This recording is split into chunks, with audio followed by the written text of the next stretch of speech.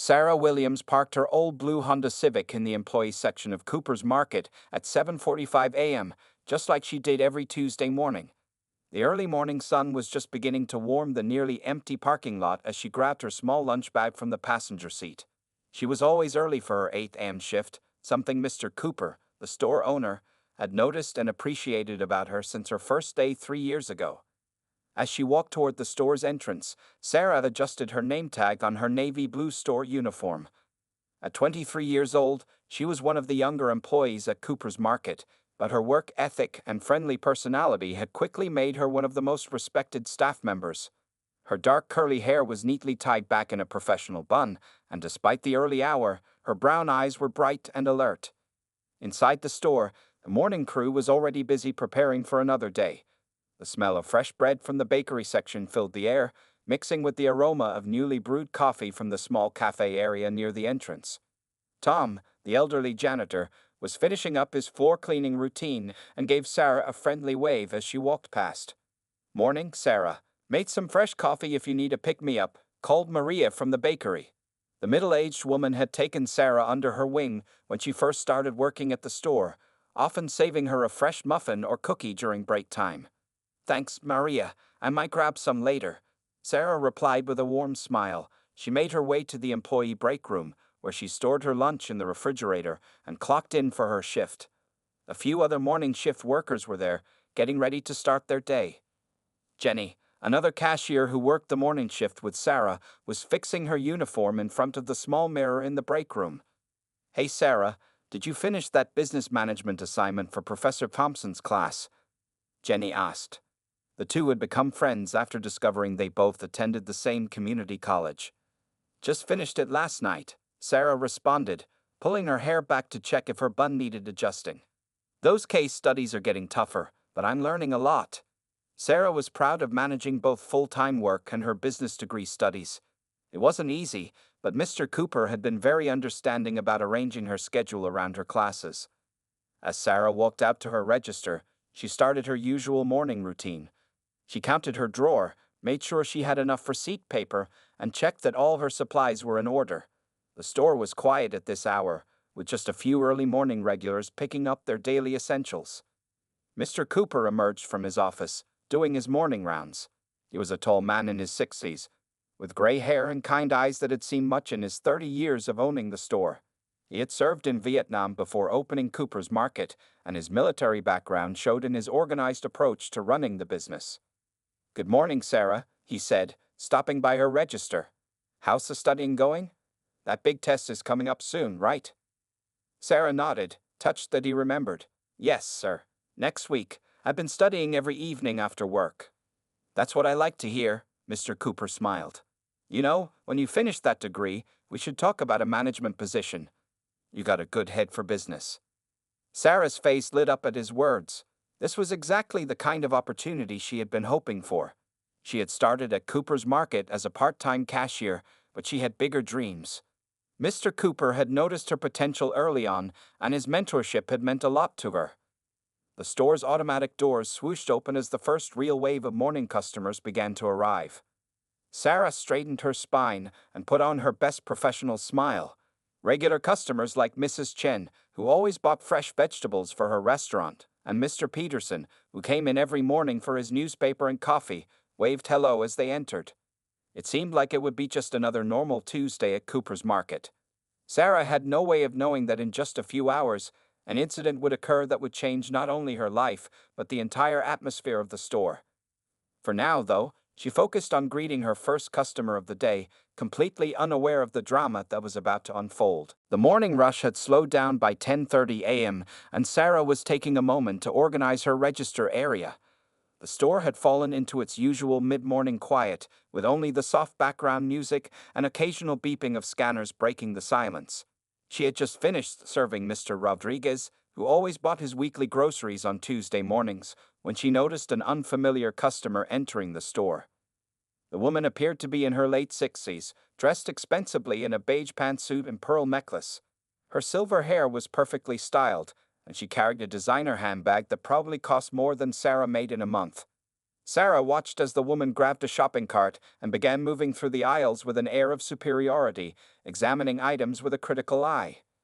Jenny, working at the register next to Sarah's, leaned over and whispered, "Never seen her before. Must be from the new luxury apartments they built across town." Sarah nodded in agreement, noticing how the woman seemed to look down her nose at everything and everyone around her. As the woman shopped, Sarah continued serving other customers. Mrs. Martinez came through with her twin toddlers, buying ingredients for tonight's dinner. The little ones waved at Sarah, who always kept a few stickers in her pocket just for such occasions. Mr. Thompson, the local high school teacher, purchased his usual lunch items, chatting with Sarah about her recent business exam.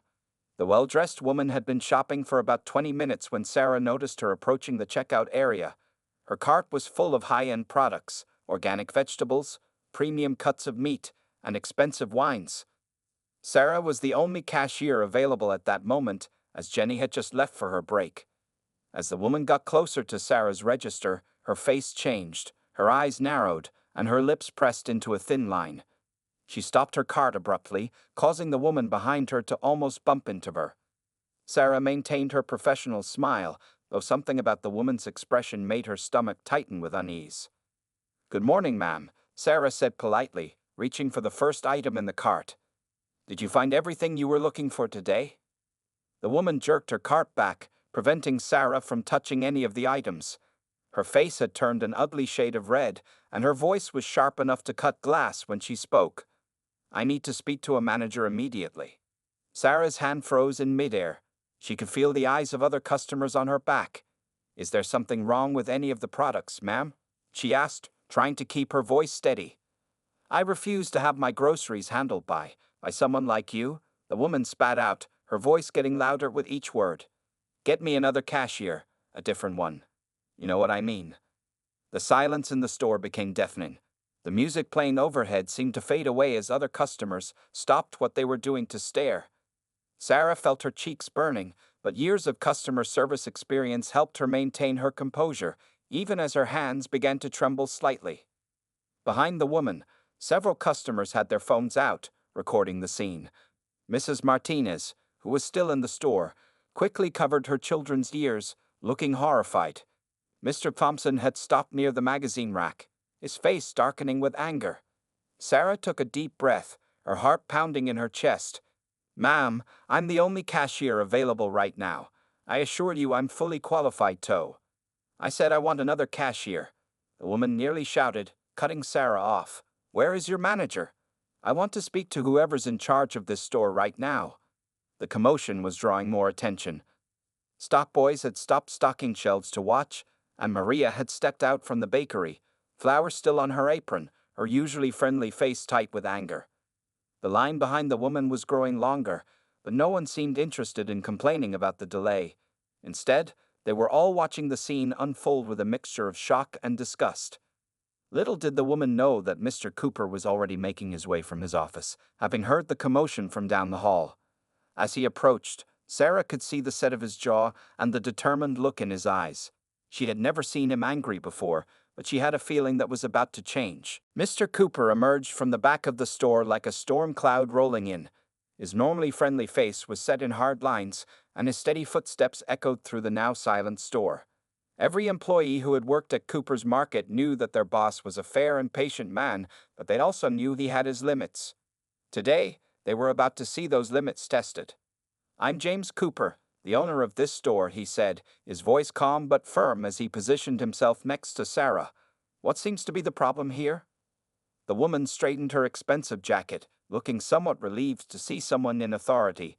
"Finally, someone who can help me," she said, shooting a dismissive glance at Sarah.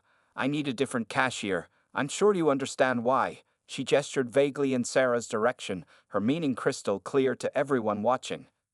Mr. Cooper's face remained unnaturally still. "Actually, ma'am, I don't understand.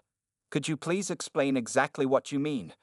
His voice had taken on an edge that made several longtime employees exchange knowing looks. They never heard that tone before. The woman lowered her voice to what she probably thought was a discreet level, though in the silent store, everyone could still hear her clearly. "Well, I prefer to be served by Someone else. Someone more appropriate. She emphasized the last word while glancing meaningfully at Sarah's dark skin. Sarah stood perfectly still, her hands clasped tightly in front of her. She had faced subtle racism before. The customers who would avoid her line, the ones who wouldn't meet her eyes, the accidental dropping of money on the counter rather than into her hand. But never had someone been so blatant about it. The crowd of onlookers had grown larger. Mrs. Martinez was still there, her twins quiet for once, sensing the tension in the air. Mr. Thompson had moved closer, his phone recording everything. Maria from the bakery had tears of anger in her eyes, and Jenny had returned from her break, standing ready to support her friend. Mr. Cooper took a deep breath, and when he spoke, his voice carried throughout the store. "Ma'am, let me be very clear about something. Sarah Williams is one of the finest employees I've ever had the privilege to work with. She's putting herself through college, maintains perfect attendance, and treats every customer with respect, even those who don't deserve it." The woman's face flushed red. "How dare you? I'm a paying customer, and I have the right to." "No, ma'am," Mr. Cooper cut her off, his voice rising slightly. "You don't have that right, not in my store. You don't have the right to disrespect my employees based on the color of their skin or any other reason." He gestured toward Sarah. "This young woman has more dignity and professionalism in her little finger than you've shown in your entire visit. And let me tell you something else." He paused, making sure he had everyone's attention. "I didn't fight in Vietnam alongside men of every color and creed. Watching them sacrifice everything for this country to come home and allow this kind of bigotry in my own business." The silence in the store was absolute. Even the usual store music seemed to have stopped, though nobody had touched the controls. The woman's mouth opened and closed several times, but no words came out. "Now," Mr. Cooper continued, "you have two choices. You can either allow Sarah to ring up your groceries, treating her with the respect she deserves, or you can leave my store immediately. And if you choose to leave, don't bother coming back. We reserve the right to refuse service to anyone, and I'm refusing service to you." Several customers began to applaud. Sarah felt tears welling up in her eyes, but she blinked them back, standing straighter behind her register. The woman looked around, seemingly noticing for the first time how many people were watching and recording the scene. Her face had turned from red to white, and her hands shook as she gripped her designer purse. The next few seconds would determine how this confrontation would end, and everyone in Cooper's Market held their breath, waiting to see what would happen next. The woman's choice now would not only affect her shopping experience but would become a moment that everyone present would remember for years to come. The woman's face twisted with rage and embarrassment as she looked around at the crowd of onlookers. Their phones were still recording, capturing every moment of her humiliation. Her hands clutched her designer purse so tightly that her knuckles had turned white. "This is outrageous," she finally sputtered, her voice shrill. "I'll have you know that my husband is a very important man in this town. We belong to the country club, and I'm on the board of several charitable organizations." She took a step forward, trying to intimidate Mr. Cooper with her social status. Mr. Cooper remained unmoved. "Ma'am, I don't care if you're the Queen of England. In this store, everyone is treated with equal respect. Your social status doesn't give you the right to discriminate against my employees." By now, word of what was happening had spread throughout the store. More customers had gathered, and even some people from the neighboring businesses had wandered in, drawn by the commotion. Among them was Pastor Johnson from the church down the street, who often stopped by for coffee and had become friends with many of the store's employees. The woman noticed Pastor Johnson and her expression changed. "Pastor, thank goodness you're here. You won't believe how these people are treating me." She reached out to him, clearly expecting support. Pastor Johnson stepped forward, his face serious. "Actually, Mrs. Bradford," he said, revealing that he knew her identity, "I've been standing here long enough to see exactly what's happening. And I must say, I'm deeply disappointed. Our church preaches love and acceptance for all God's children. Your behavior today reflects poorly on our entire congregation." The woman, Mrs. Bradford, looked as if she'd been slapped. Her mouth opened and closed several times, but no words came out. The revelation of her identity caused a small stir among the onlookers. Some people began whispering, recognizing her name from local charity events and newspaper articles. Sarah still stood behind her register, maintaining her professional composure despite the chaos unfolding before her. Jenny had moved to stand beside her friend, one hand resting supportively on Sarah's shoulder. Maria from the bakery was openly crying now, though her face showed more anger than sadness. Mrs. Bradford's cart still stood full of groceries, a testament to the shopping trip that had gone so horribly wrong. She looked at her carefully selected items, then at the faces surrounding her, and seemed to realize she had no allies in this situation.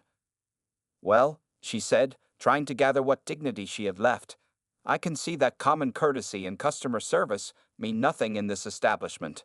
I'll be taking my business elsewhere, and I'll make sure all my friends know about this treatment." Mr. Cooper shrugged. "Feel free to tell them. Tell them exactly what happened here today. Tell them how you refused to be served by one of my best employees because of the color of her skin. Tell them how you were asked to leave because we don't tolerate racism in this store. Tell them everything, Mrs. Bradford. I would love for the whole town to know exactly where Cooper's Market stands on this issue." A few people in the crowd cheered. Mrs. Martinez's twins, who had been unusually quiet throughout the confrontation, suddenly started clapping, not fully understanding what was happening but picking up on the mood of the adults around them. Mrs. Bradford's face went through several shades of red before settling on a sickly pale color. Without another word, she turned and stormed toward the exit, leaving her full cart of groceries behind. As she reached the automatic doors, she turned back for one final glare at the assembled crowd. "You haven't heard the last of this," she threatened, her voice trembling with rage and humiliation. "Actually, I think we have," Mr. Cooper replied calmly. "Goodbye, Mrs. Bradford." The automatic doors closed behind her with a soft whoosh, and for a moment, the store was completely silent. Then, as if a dam had broken, applause erupted from the gathered crowd. People were cheering, some were wiping tears from their eyes, and others were already pulling out their phones to share what they had witnessed on social media. Little did anyone know, but this incident at Cooper's Market was about to become much more than just a local story. By tomorrow morning, videos of Mr. Cooper's stand against racism would be spreading across the internet, and the small-town grocery store would find itself at the center of a national conversation. By the next morning, Cooper's Market had become the center of a social media storm. The videos of Mr. Cooper standing up to Mrs. Bradford had gone viral overnight, with millions of views across different platforms. Local news vans were parked outside the store before it even opened, their satellite dishes reaching into the dawn sky like metal trees. Sarah arrived at work to find reporters waiting in the parking lot. They rushed toward her with microphones and cameras as soon as she stepped out of her car. She clutched her lunch bag close to her chest, feeling overwhelmed by the sudden attention. "Miss Williams, how does it feel to have your boss stand up for you?" "Sarah, what would you like to say to Mrs. Bradford? Have you experienced racism like this before at your workplace?"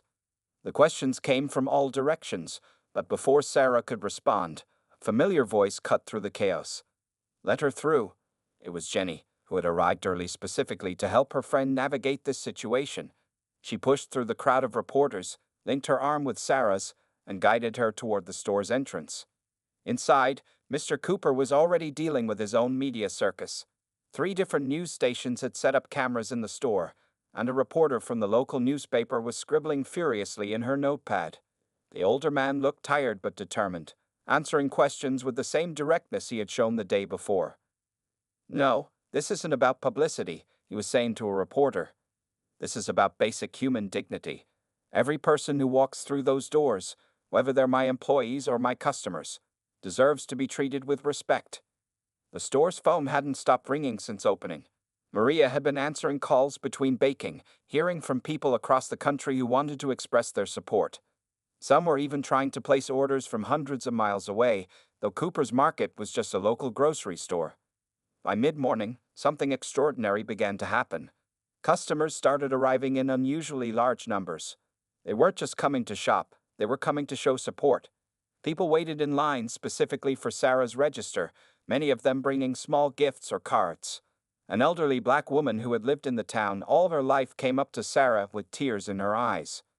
"I've been shopping here for 30 years, she told Sarah, her voice trembling. "But today, I'm proud to be here in a way I've never been before." The local florist sent a beautiful arrangement of flowers for Sarah's register, with a card that read, "Standing Together Against Hate." Other local businesses began showing their support too. The cafe next door offered free coffee to all Cooper's Market employees, and the bookstore across the street put up a sign reading, "Proud to be neighbors with Cooper's Market." But perhaps the most surprising development came when Mrs. Bradford's own daughter arrived at the store. She was a young woman in her 30s, looking nothing like her mother except for the expensive clothes she wore. She asked to speak with both Mr. Cooper and Sarah privately. In Mr. Cooper's small office, with its old desk and family photos on the wall, Mrs. Bradford's daughter broke down crying. "I'm so sorry," she said, looking at Sarah. "What my mother did was inexcusable. I saw the video last night, and I couldn't sleep. I needed to come here and apologize on behalf of our family." Sarah, touched by the young woman's sincerity, reached out and squeezed her hand. Mr. Cooper sat quietly at his desk, watching the two young women bridge a gap that their parents' generation had created. As the day continued, more extraordinary things kept happening. A local church group organized a lunch delivery for all the store's employees. Children came in with handmade cards for Sarah. Even the mayor stopped by to shake Mr. Cooper's hand and present him with a civic commendation. But what touched Sarah the most was the steady stream of young people, especially young black women and girls, who came to her register just to say thank you. Many of them shared their own stories of discrimination and how seeing someone stand up against it so publicly gave them hope. By the end of the day, it was clear that what had started as an ugly incident of racism had transformed into something powerful and positive. Cooper's Market had become more than just a grocery store.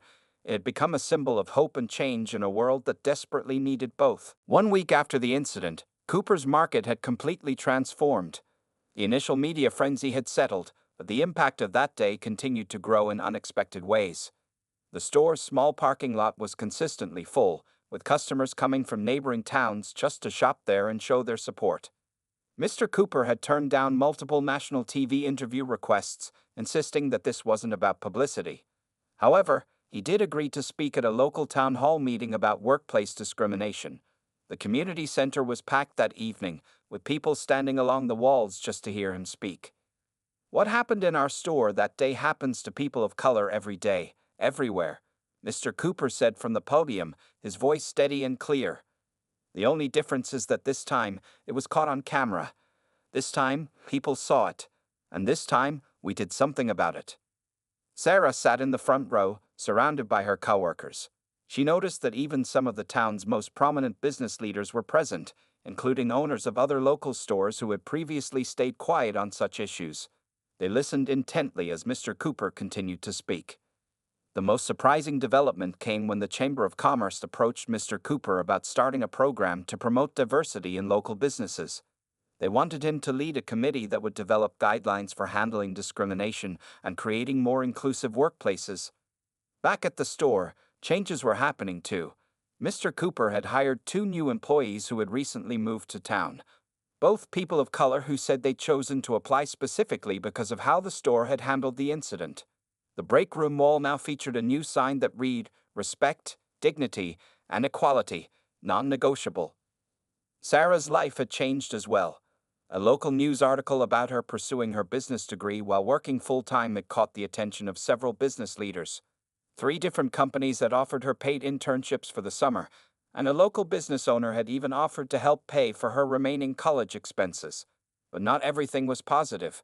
Mrs. Bradford's threats hadn't been empty. Her husband, a prominent local attorney, had tried to pressure some of his business connections to stop supplying Cooper's Market. However, this attempt at retaliation backfired when word got out. More suppliers reached out to the store, eager to be associated with its stance against discrimination. One afternoon, while Sarah was on her break, Jenny rushed into the break room with exciting news. "Sarah, you won't believe this. Remember those videos people took that day? Well, one of them just hit 5 million views. And people are using hashtag Cooper's Market to share their own stories of standing up to racism."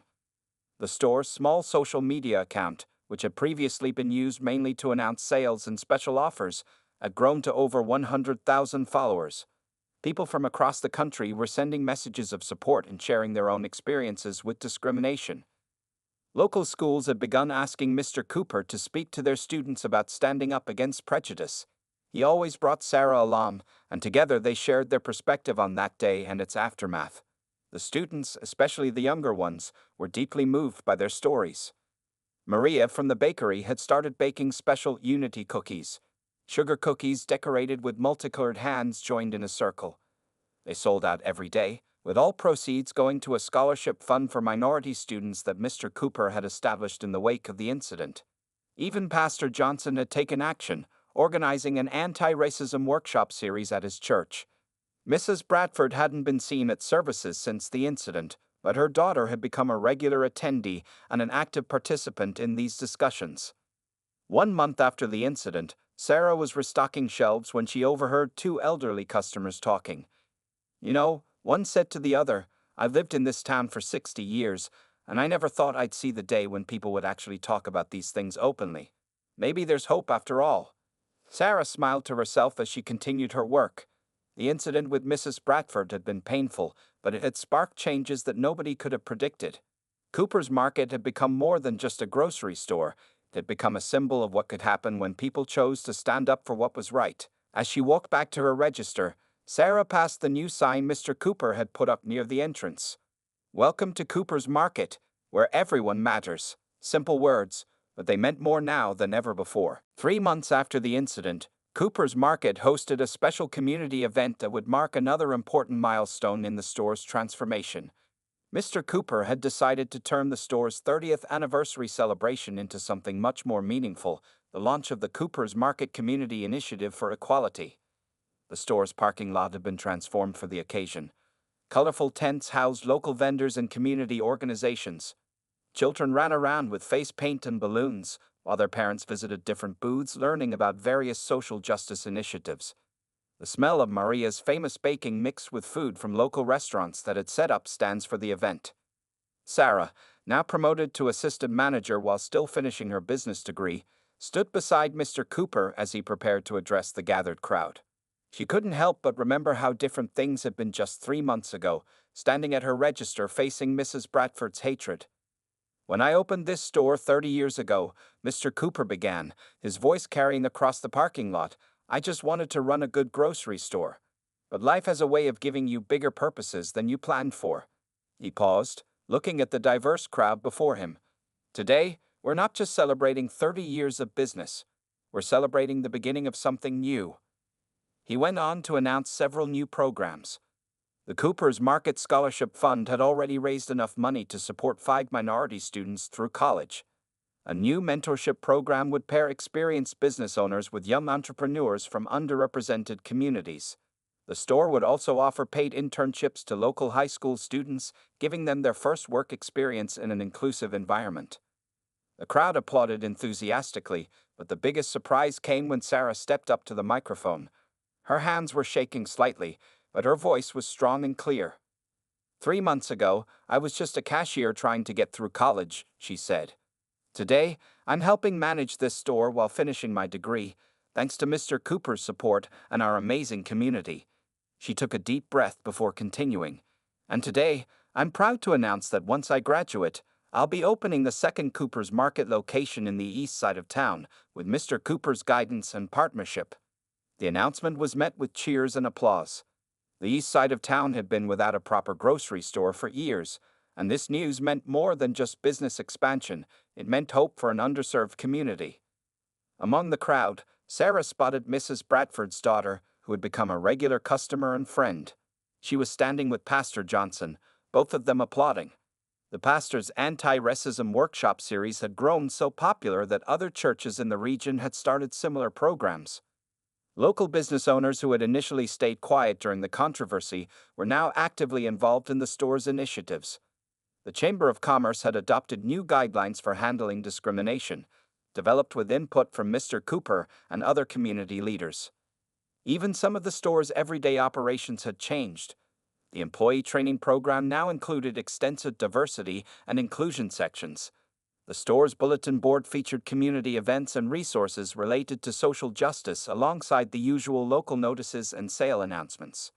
The celebration continued throughout the day, but perhaps the most touching moment came when a group of young girls approached Sarah.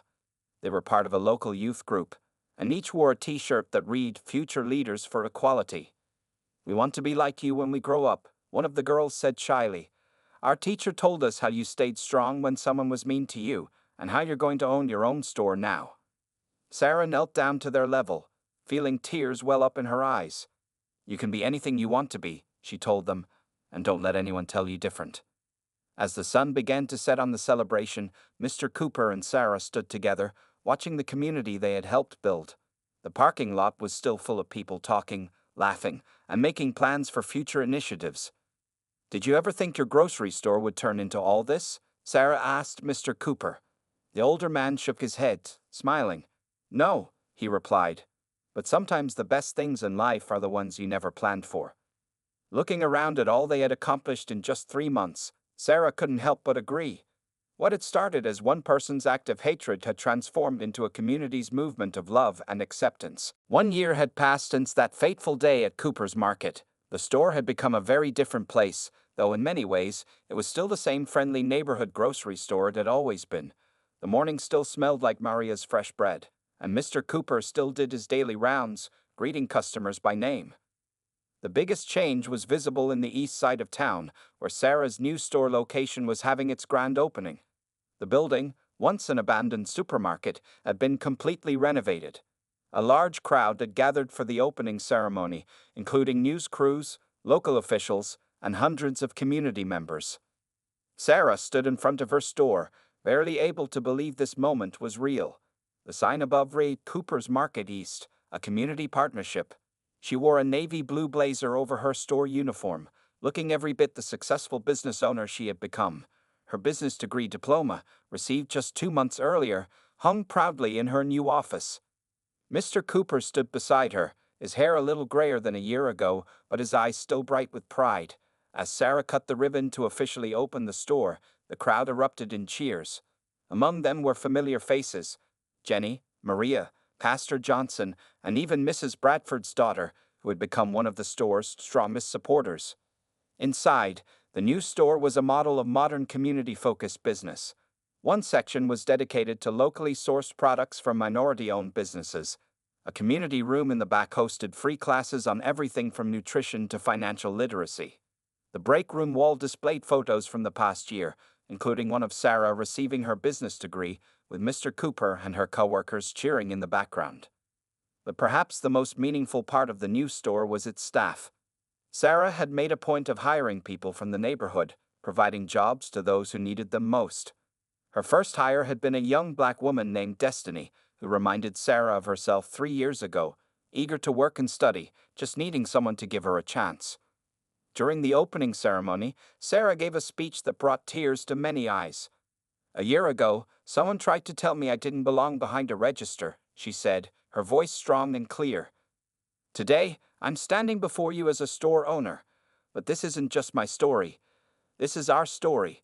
Everyone who stood up that day, everyone who supported us, everyone who believed that change was possible." She paused, looking at Mr. Cooper. "And most of all, this is the story of a man who taught me that sometimes the biggest changes start with the smallest moments of courage."